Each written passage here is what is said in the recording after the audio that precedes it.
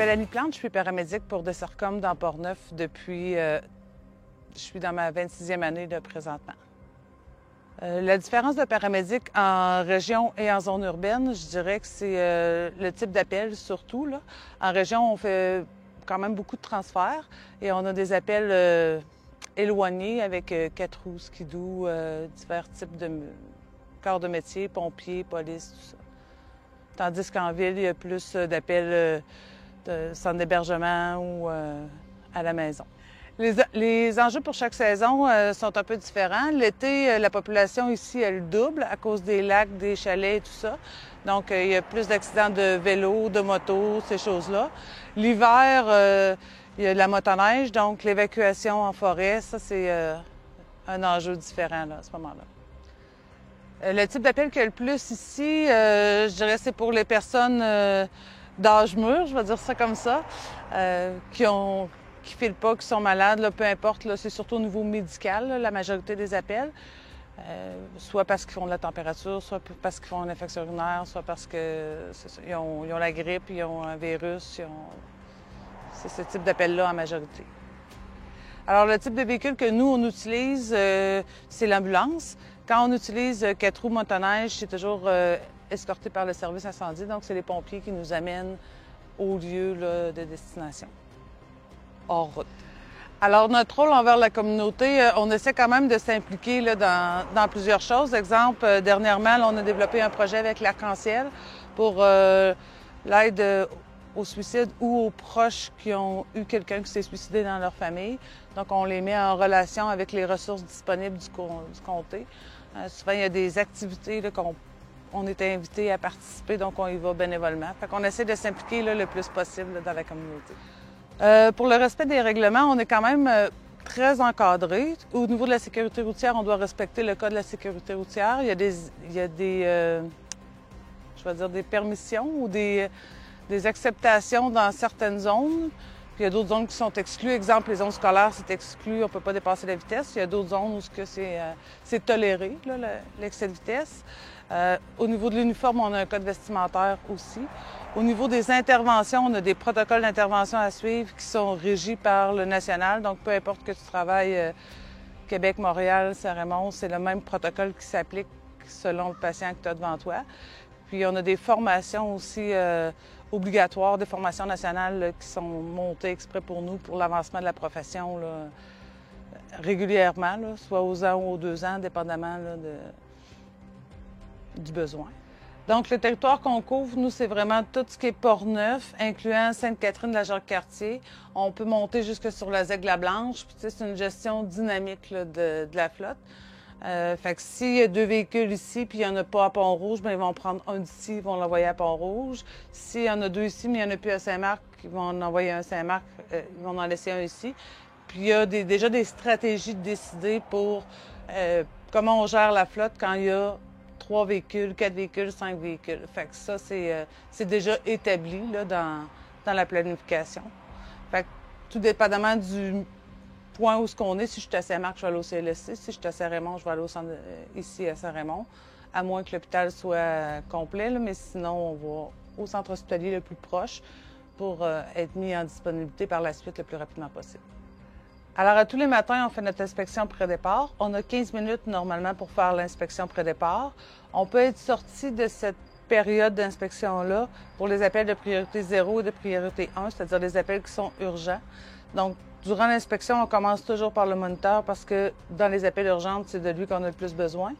On fait toujours une rotation de batterie, on vérifie nos fils, nos brasseurs à tension, nos pads de défibrillation. On vérifie que la communication se fait bien entre le cellulaire et l'UCCSPU. L'UCCSPU, c'est l'endroit où on transmet nos données pour voir si le patient est vraiment en infarctus. C'est analysé par une infirmière qui le monte à un médecin qui nous reconfirme que oui, on peut se mettre en direction de l'hôpital Laval parce que c'est bien un infarctus, exemple, un des exemples. Par la suite, on va aller vérifier nos bouteilles d'oxygène. Donc, il y en a une ici, où on vérifie le niveau et pour être sûr qu'il n'y a pas de fuite. Puis, il y en a une autre dans la porte qui est juste là, ici, à ma gauche. Puis, on en a une à l'extérieur, aussi une grosse qui vient alimenter le véhicule. On a notre trousse qu'on appelle trousse de support vital. Donc, elle, ce qu'elle contient, Elle contient notre succion pour suctionner les voies respiratoires en présence de sécrétion ou de sang. On a notre trousse de médicaments qui inclut le nitro, l'aspirine, le salbutamol, le glucagon et l'analoxone pour les intox aux opioïdes. Bientôt va s'en venir aussi le fentanyl et le midazolam. Fait que ça, c'est des formations à venir. On a notre trousse d'intubation et on a notre trousse de ventilation qui sont à l'intérieur. Par la suite, sur le dessus, ici, on a notre trousse pour prendre la glycémie. Donc, tout le nécessaire à l'intérieur pour prendre la glycémie, nos appareils à tension manuelle, nos canules oraux, nasaux, petite trousse de trauma. Et le dernier compartiment, c'est tous les EPI qu'on appelle, c'est les équipements de protection individuelle, donc jaquettes, masques, lunettes, si on est dans un cas où il y a de la température ou qu'il y a des gouttelettes, des choses comme ça. Par la suite, on a beaucoup de trousses et d'armoires qui sont scellées. On a la trousse d'accouchement ici, fait que tout ce qui est nécessaire pour faire un accouchement. Donc, si jamais le petit bébé veut sortir à la maison, on est prêt. Ici, c'est la grosse trousse de trauma. On a un petit peu dans notre support vital qui fait un contrôle de saignement rapide. Quand on a une plus grosse intervention traumatique, c'est cette trousse-là qui va sortir avec nous. Une fois par mois, on rouvre les trousses, les scellées, puis on vérifie à l'intérieur qu'il ne manque rien, puis on la recelle par la suite. Et sinon, le matin, là, dans notre 15 minutes, on fait la tournée là, des trousses scellées et du support vital. Alors, ici, on a une catégorisation des patients. Bien, partout, il y a une catégorisation des patients. Pour Portneuf, par exemple, tout ce qui est AVC de moins de 5 heures, tout ce qui est grand brûlé, tout ce qui est fracture au niveau des membres inférieurs, ça va être l'Enfant Jésus pour les adultes. Donc, on n'arrête pas au centre hospitalier de Saint-Raymond, on s'en va directement à l'Enfant Jésus. Si on a une personne qui est en infarctus, on transfère avec le cellulaire les données à l'UCC-SPU. Quand c'est confirmé et que la salle d'hémodynamie est disponible, on descend directement à l'hôpital Laval. Ça peut être aussi un accouchement si ça se passe pas à la maison. On peut l'amener directement au CHUL. Fait qu'il y a plusieurs, cas spécifiques qui sont déjà décidés où on va aller. Exemple, une P38, un transport forcé d'une personne en détresse, qu'on a une escorte policière avec, on s'en va au CHUL directement avec eux.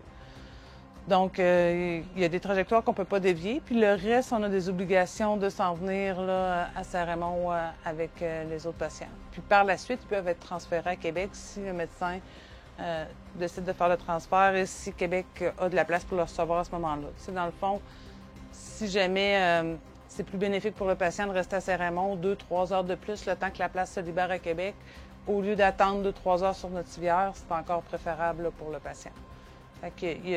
La catégo, elle inclut plusieurs scénarios. C'est des continuités de soins. On va aller directement à l'hôpital où le patient a été traité là, avec des certains délais. C'est en constante évolution. On fait des recommandations, on fait des observations, mais c'est toujours dans le but d'un bénéfice patient. Donc, pour ce qui est de l'inspection mécanique, il y a un paramédic qui fait l'inspection à l'intérieur, l'autre le fait à l'extérieur. On vérifie tout ce qui est huile, donc l'huile, le moteur, l'huile, la transmission, tous les niveaux d'huile, l'huile à frein, voir s'ils sont adéquats. S'il n'y a pas de fuite en dessous du véhicule, on fait l'inspection des lumières, on fait toute l'inspection mécanique et les portes extérieures. Ici, c'est les bunkers. On appelle ça les VPI, les vêtements de protection individuelle. Donc, nous, notre bunker, il sert à la désincarcération. On doit le mettre aussi sur ce qui est quand on s'en va en 4 roues, en motoneige, des choses comme ça. Il nous protège contre les liquides biologiques et contre la vitre. Et, contrairement aux pompiers, celui-là, il ne protège pas contre le feu. Donc, on ne peut pas intervenir là, sur un incendie. En haut, dans le petit sac bleu, c'est tout ce qui est attelle sous vide. C'est-à-dire que ça va venir, on va enlever l'air dedans, les petites billes vont venir se serrer, puis ça va venir faire comme un plâtre. Fait que pour un poignet, un avant-bras, une cheville ou un membre, là, pour l'immobiliser, pour que ça bouge le moins possible en transport, parce que c'est le mouvement qui crée la douleur.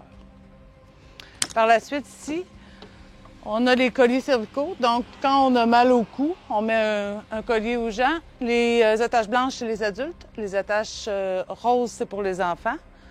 On a un matelas mobilisateur ici. Ça, c'est comme un gros plâtre pour tout le corps qu'on vient mettre sur notre civière.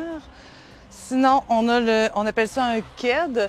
C'est un outil d'extraction qu'on vient placer derrière la personne dans l'auto. On l'attache adéquatement pour pouvoir venir hisser la personne hors du véhicule avec cet outil-là, puis ça permet de moins bouger selon certains critères. Puis parfois, sinon, on est rendu aussi avec la sortie autonome du véhicule. Donc, selon l'évaluation que le paramédic va en faire, ça se peut qu'il sorte tout seul ou qu'on le sorte avec le KED.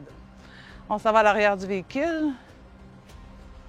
Donc, on a ici, dans cette petite porte-là, on a la planche et le scope. Fait que c'est des outils qui sont durs, qui nous servent à prendre la personne au sol, la soulever puis l'emmener sur notre civière, soit sur le matelas de la civière ou sur le matelas immobilisateur.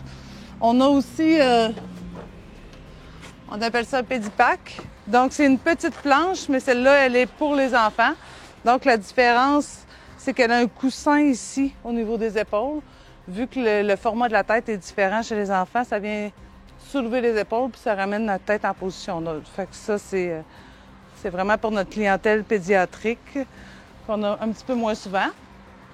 Ensuite, on a les trousses de triage. Donc, c'est des trousses de mesure d'urgence qui sont un petit peu. Donc, je fais ça.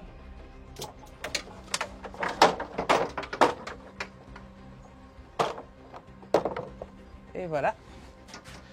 Donc, la trousse de mesure d'urgence qui est dessus, fait que quand on a des interventions avec beaucoup de victimes, on sort la trousse de mesure d'urgence, puis là, on va pouvoir appliquer là, le protocole pour identifier chacun des patients adéquatement. Okay. Fait qu'il y a quand même beaucoup de choses dans cette trousse-là. Toujours un extincteur d'incendie dans chaque véhicule. Fait que celui-ci est là. Fait qu'en cas de problématique, soit pour nous ou pour d'autres, on peut s'en servir. Ça, ici, on appelle ça un scope. Okay? C'est une planche dorsale qui se détache. Fait que quand on vient ici, appuyer sur les deux bords, on peut ouvrir et on va venir le passer chaque côté de la personne pour venir le reclipper, puis on va pouvoir soulever la personne là, par la suite. Fait que ça évite les rotations, là, tourner les personnes. Sinon, on a toujours la planche standard. On poursuit ici. Donc, ça ici, ça nous donne accès à l'intérieur du véhicule. Fait que nos trousses qu'on a vues dans l'inspection antérieure, on les a aussi, on peut les attraper par l'extérieur. Et ça, c'est la porte qu'on a pour rentrer du côté latéral du véhicule. La civière chaise, ça, c'est un outil qui est très apprécié. Ça nous permet de transporter des gens de deuxième étage à un premier de façon assise dans des escaliers. Il y a des rampes pour nous aider à descendre. Donc ça facilite beaucoup le travail. Et notre grosse bonbonne d'oxygène ici, là.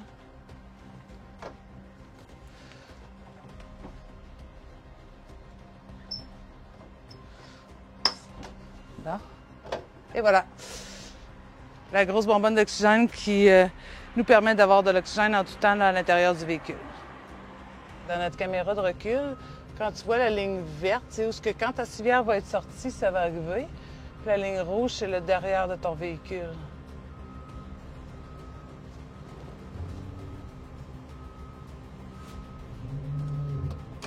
Alors, les fonctions à l'intérieur du véhicule, ici, il y a les fonctions pour les flashs. Okay? Donc, quand on appuie sur primaire, c'est toutes les flashs du véhicule qui se mettent en fonction, partout. Si j'appuie sur secondaire, ça enlève mon primaire. Et là, c'est juste mes 4 coins qui flashent. Quand on est stationné, souvent, on va plus aller sur le secondaire. Puis, on va mettre les 4 flasheurs, donc les hasards en arrière, pour dire à la personne « Oh, je suis en arrêt, je suis arrêté ici ». Sinon, j'ai mes lumières de scène. Donc, ça, c'est les grosses lumières blanches là, en latéral du véhicule. Fait que les lumières du côté gauche, donc de mon côté à moi, en arrière et ceux à droite. Fait que dépendamment, si je cherche une adresse à droite, je vais allumer seulement ceux de droite. Si je cherche une adresse à gauche, bien, je vais allumer seulement ceux de gauche. Okay. Quand elle est allumée, c'est parce qu'elle fonctionne, sinon elle est éteinte. Ici, on a le blanc. Ça, c'est en haut du véhicule. Quand on allume les lumières primaires rouges, on peut allumer le gros strobe blanc qui est au centre. On l'utilise beaucoup plus de jour parce que le jour, on est moins visible dû à l'éclairage du jour, là, le soleil et tout ça. Donc, le strobe vient nous aider parce que la nuit, ça peut être un petit peu agressant, mais au besoin, il pourrait le mettre là, pour attirer l'attention d'un véhicule. Ici, le petit moteur, c'est ce qui me permet d'appuyer dessus puis de retirer mes clés sans que le contact du véhicule se coupe. Par contre, dès que la personne, exemple, quelqu'un déciderait d'emprunter notre véhicule pour une commission urgente, dès qu'il va appuyer sur les freins, le moteur coupe. Okay? Fait qu'il ne pourra pas partir à ce moment-là avec le véhicule. Fait que c'est comme un antivol, dans le fond, à ce niveau-là.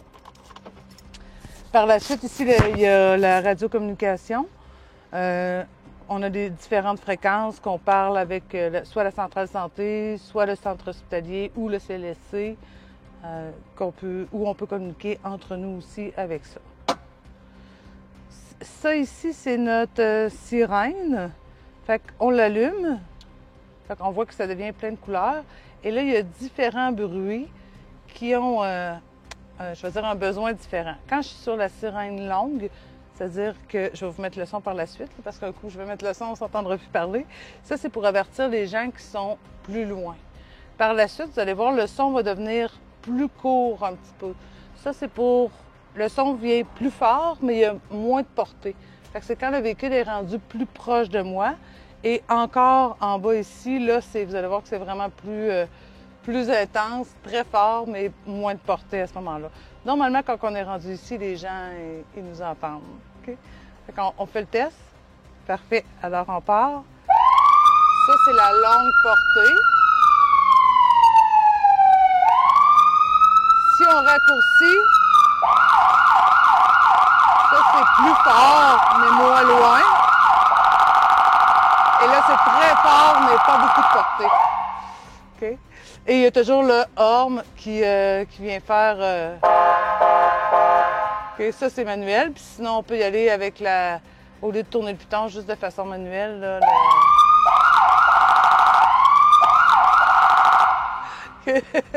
Alors, là, c'est fort parce qu'on est dans la caserne puis que le bruit sort vers l'extérieur. Mais sérieusement, là, pour être conducteur d'automobile aussi, là, ça arrive là, parfois qu'on n'entend pas quand c'est la longue portée parce que nos fenêtres sont montées. On a la radio, la climatisation qui fonctionne. C'est pas toujours de la faute des conducteurs, c'est juste qu'ils n'ont pas entendu. Fait que c'est ce qui fait qu'on passe au son qui est plus fort et plus court. Puis si je peux me permettre, sur la conduite, un petit point là, que des fois c'est plus désagréable pour nous comme paramédics. Là, quand on est dans une courbe, on ne s'aventurera pas à dépasser dans la courbe. Même si la sirène est en fonction, on va attendre que la courbe soit... que notre vision voit l'autre côté de la courbe, parce que sinon c'est trop dangereux. Fait que, le conseil que je pourrais donner aux gens, c'est de poursuivre jusqu'à l'autre côté de la courbe, puis de nous indiquer avec un clignotant qui se tasse tranquillement à droite, puis de décélérer tranquillement pour nous permettre de passer à côté. Même principe dans le haut d'une côte. Si on arrive dans le haut de la côte, on est derrière vous, puis qu'on n'est pas capable de voir en haut de la côte s'il y a un autre véhicule qui s'en vient, bien, on ne s'aventurera pas là, dans la voie inverse. Là, on essaie quand même d'y aller rapidement, mais avec prudence. Fait que cette partie ici, c'est tout ce qui concerne l'arrière du véhicule. Fait que je peux allumer les lumières à gauche, en arrière, au centre, à droite. Les lumières des armoires, puis tout fermer le reste. Ça fait une petite lumière d'ambiance. Je peux mettre aussi l'évacuation d'air, c'est-à-dire que si je vois que le patient se met à vomir, mon collègue est il a les mains très occupées, moi je peux partir d'évacuation, ça fait que l'odeur va s'en aller à l'extérieur, puis ça fait faire une rotation d'air. Okay? Et ça, c'est avec un chrono pour allumer le centre pendant 15 minutes. Okay?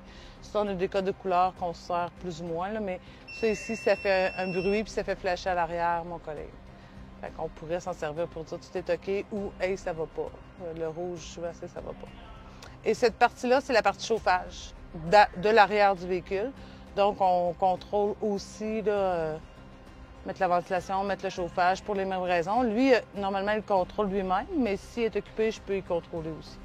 Alors ici, c'est notre salle de formation. Donc, Dessercom offre des formations d'entreprise quand même assez régulièrement, puis au besoin, on peut en faire la demande. Donc, on a un écran où qui nous diffuse des PowerPoint, des sondages, des résultats, là, d'études, des choses comme ça, où on peut suivre. Et on a tout le matériel de formation, donc le mannequin, le MDSA, toutes nos trousses qu'on utilise là, avec les solutés, les injections, tout ce qu'on fait, on le refait ici en formation. Alors là, on va vous montrer, faire une démonstration de quelqu'un qui serait en obstruction des voies respiratoires avec un corps étranger dans la bouche, inconscient. Donc, on va utiliser le laryngoscope avec la pince de McGill. Donc, le laryngoscope, c'est un manche avec une lame qu'on peut interchanger. Là, elle se démanche selon la longueur voulue. On peut aller chez des patients plus petits, les hommes, les femmes ou Fait qu'on a 3 sortes de lames.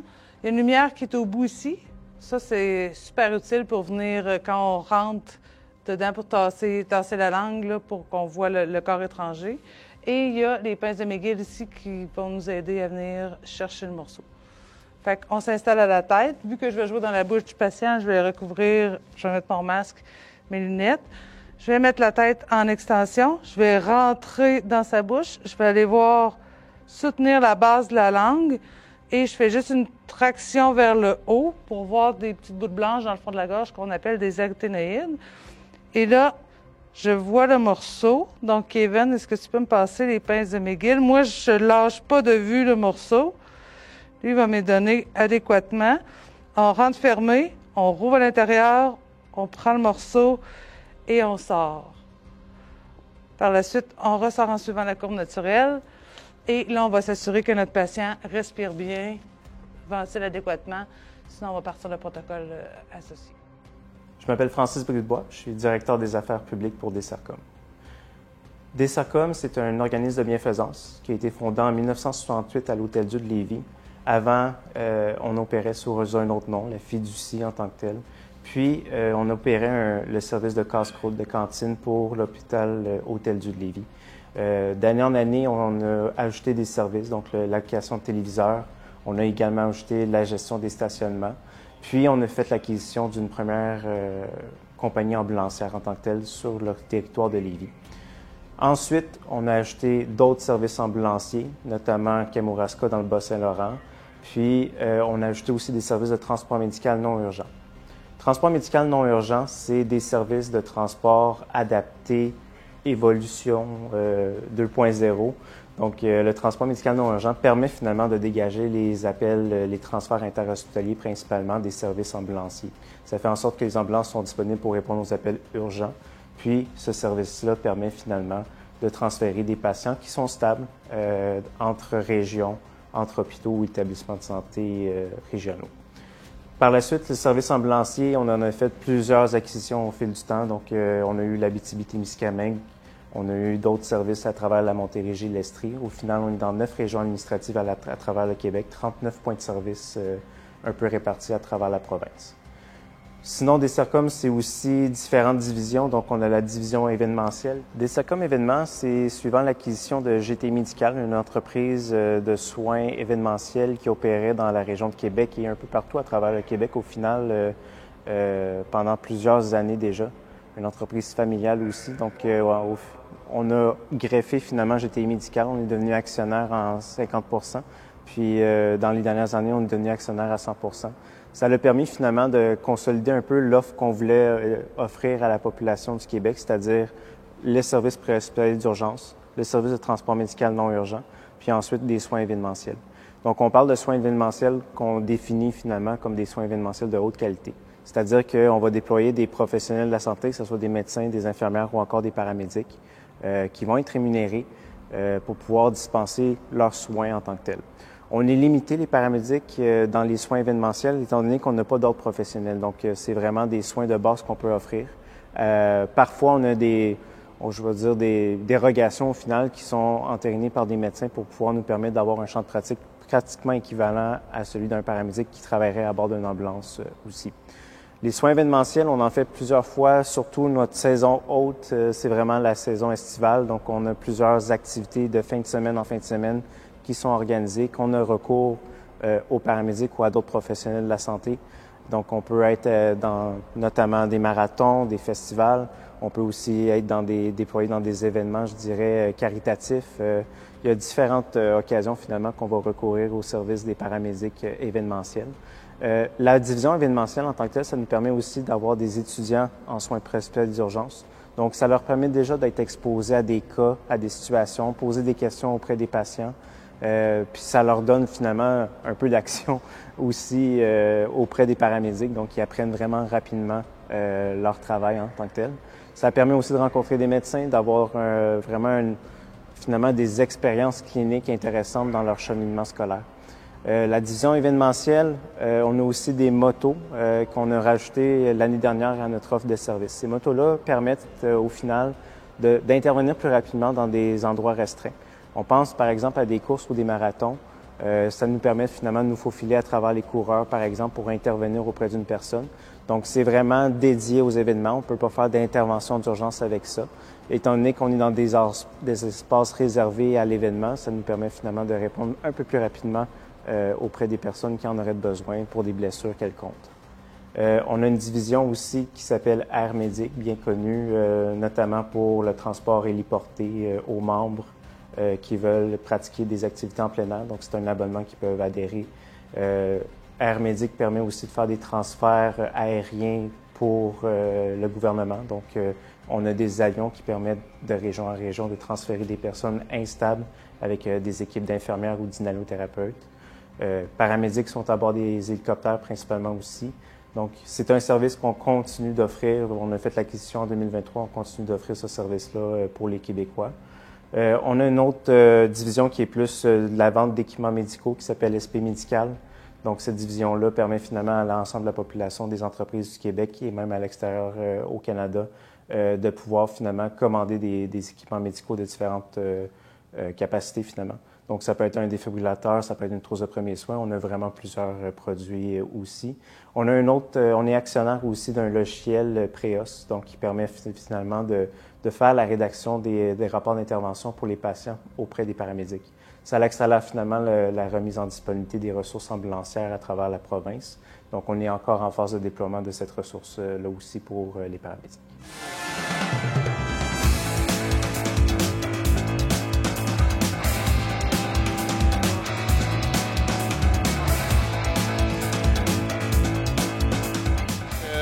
C'est ça, aujourd'hui, le 5 octobre, c'est la porte ouverte des services incendies de la ville de Saint-Raymond.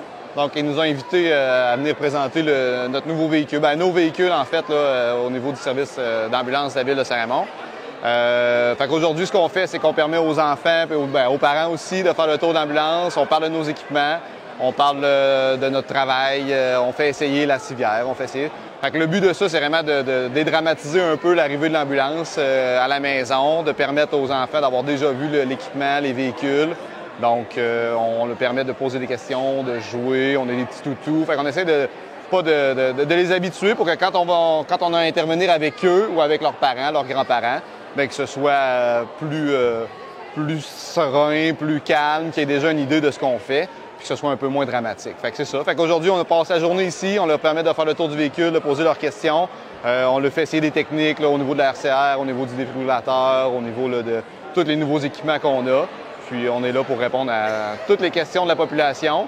Puis c'est ça, bien, ça permet aussi de fraterniser avec les autres services, d'échanger là, sur les derniers mois, le futur des interventions, tout ça.